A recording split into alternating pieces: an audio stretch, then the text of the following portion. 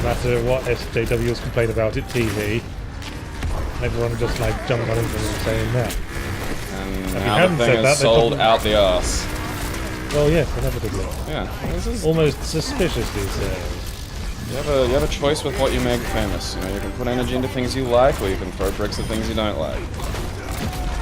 Well, what annoys me is that this is all playing into what 90% of internet arguing is these days, which is shadowboxing. Yeah. I mean, this isn't a social justice warrior doing something. This is someone assuming a social justice warrior would do something. Well, to be fair, before even Dead or Alive Extreme 3 came out, I have read numerous things of various sites going on about how the titty volleyball game is, you know, various levels of problematic and issue-y. That's not a reason to not release it. If anything, that's all the more reason to put it out. Hey, cheeky farmer. Well, this is when I get to the difference between a critique and an accusation. Like, a lot of the, one of the things I read was, like, the series of, you know, exclusionary sexist tactics in games, and one of the things was just, like, 2002, Dead or Alive Extreme Beach Volleyball released. Like, so that's, you know, people rate that as something that has a meaningful effect on the world, as opposed to just, like, I think the game's fucking stupid. I just don't play it. I mean, it's the most asinine piece of needless titillation out there. Yeah, but I think it's too easy to fall into that argument of saying, obviously the game will be shit, so who cares? But, oh no, I don't think it shouldn't be released, but... that's not what you're saying, but people, that's the reason people would give to not give a shit. But you know what? Maybe there's someone out there who came home from Iraq and found that his entire family had been killed in Iraq. A terrorist strike. Killed in more Iraq. Iraq came home with him. Yeah.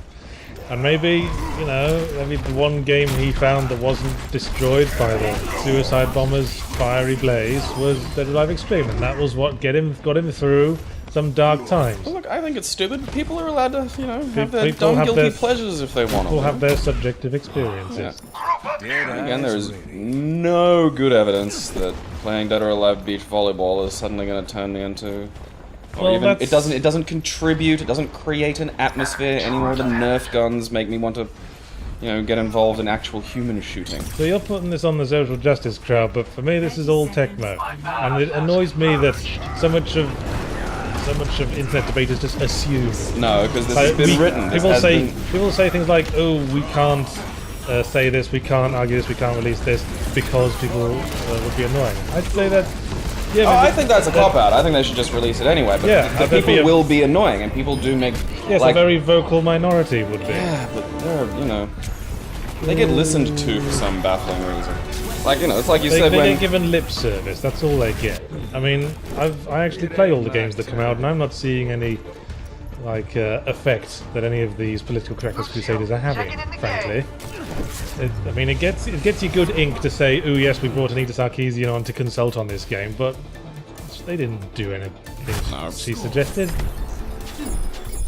No, I think the only reason anyone would say, oh, we're not bringing it out in the West is either because it didn't make sense from a business perspective, couldn't make the money back, which I would believe because, you know, everyone knows what to expect of it and it's not a huge seller, or it was a calculated move to drum up publicity.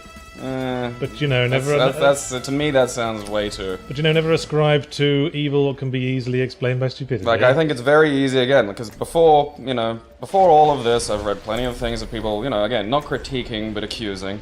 Yes. And I think it is very simple for a developer to just go, you know, that looks like a hassle. Whether or not they were right to actually think it would be a legitimate material hassle, but again, I can understand that. I can understand that perception. But again, you know, that's arguing with phantoms again, though, isn't it? Well, you know, the best we can do. You know, you're speculating as to whether or not they were doing it as part of a, you know, deliberate thing, and then having to come to the conclusion that it may have not been. I'm saying that I can see the perspective that perhaps that they were right on, you know, the one side, but I lean a little more to that side because I just that level of sort of let's drum up a fake. Controversy. I don't know. That just seems a little less likely to me. Well, the attitude of Texpo only enhances that possibility and that perception, and enhances the phantoms. I think that was after Play Asia decided to get involved. Well, yes, but I think it's falling into a trap to go, oh, this shows that social justice warriors are. Oh no, affecting I gaming. don't think they do. I just think that that's the thing. The perception. If people think, if a kid thinks of the monster under the bed, they're going to be scared. It doesn't matter whether or not there's an actual monster under the bed. Yeah, but then you can't really blame the monster in the bed. It doesn't exist. Well, it sort of does. It just can't do anything. Like that's the thing. These people have written long and hard about how these games have a direct, causal issue. They actually create problems. Like I've read these articles long before this Tecmo fucking thing started. It's been going on for quite some time. Oh yes, haven't we all been reading article after article? Move out. So I think that is, that's akin to saying, walking around, so going, careful, Jimmy, there's a monster under the bed. I just hate shadowboxing because it just plays into this created perception of the world. I just think if we all were more open, the internet has encouraged us from word one, but if we're all more open about ourselves and had actual conversations with people rather than just assuming they would disagree on every front, we'd all be much more harmonized as a people.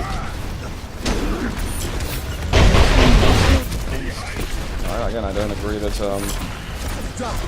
I think, well, my point is that Tecmo doing this, and Play Asia to a point, probably should have known better than to phrase it so, confrontational. Yeah, that was fascinatingly confrontational. This is all just stirring shit, and all the argument that comes out of it is playing into their hands. Yeah. Into everyone's hands, on all sides. Every side of the argument, this is just supporting their argument because neither of them are fighting each other, they're just fighting the shadow of each other, and this is just supports all of them. So who wants the tank and I'll play McCree? Okay, that's my big tirade. I'm switching soldier. soldier. Didn't you hear me say? Alright, man, stay on her, dude. I don't want to see that fair ever that again. the debate was over and I'm right about everything. So there. Okay. Now, anything else happened this week? You tend to pay more attention than I do. I've got actual stuff to do. You have questions written down, aren't these about anything?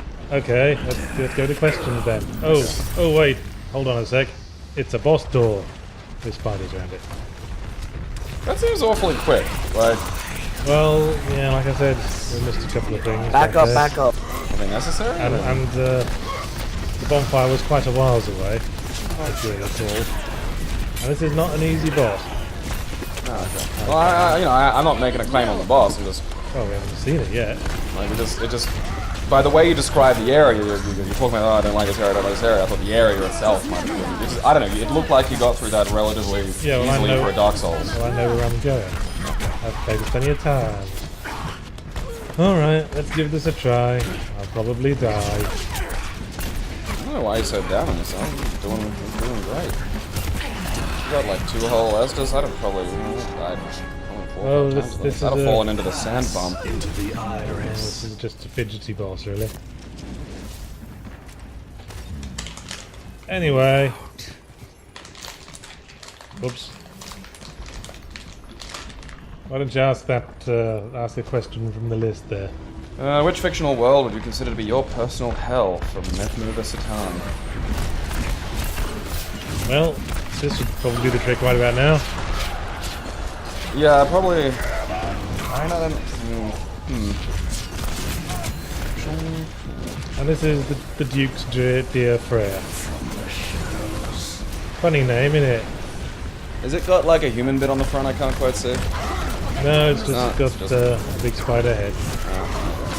I don't know. Maybe like for me.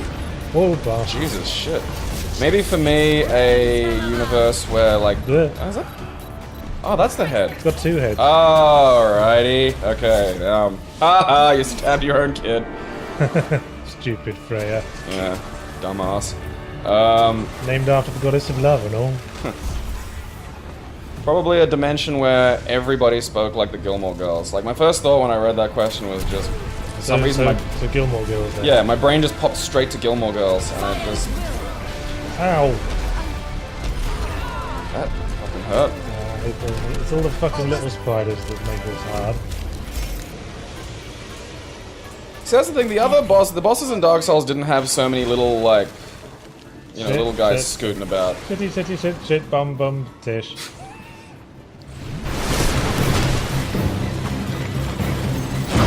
Ow.